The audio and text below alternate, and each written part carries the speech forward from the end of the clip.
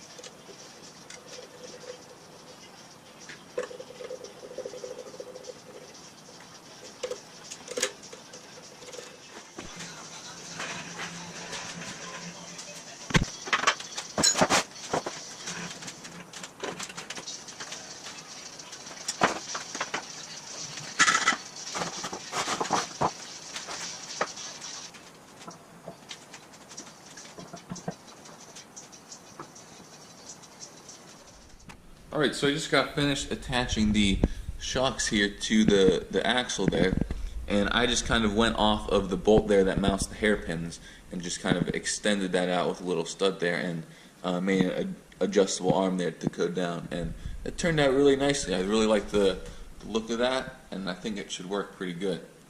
I was kind of stuck as what to do after that, so I just kind of threw the engine in between the frame here to get an idea of how it's going to look and how much room I'm going to have for clearance, and there's not that much room because the frame gets pretty narrow up here, and you can see I got a couple old water pumps in there, and there's not much clearance there, so I don't have too much to work with, but I think it's going to work out pretty fine. So what I'm going to do now is switch back over to the engine. I'm going to take these heads off and stuff like that and try to clean the block as much as I can.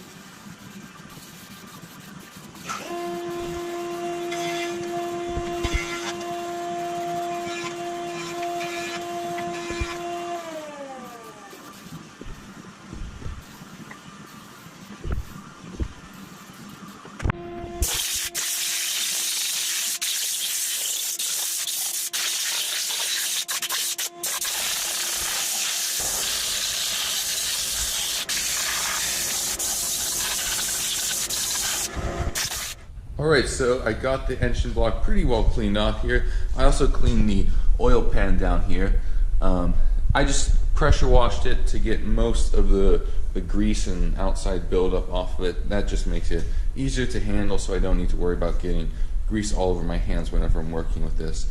So I just pressure washed it and then sprayed it down with WD-40 to get that water off of it, and then dried it with compressed air, and that worked out really nicely. It's much cleaner than it was before.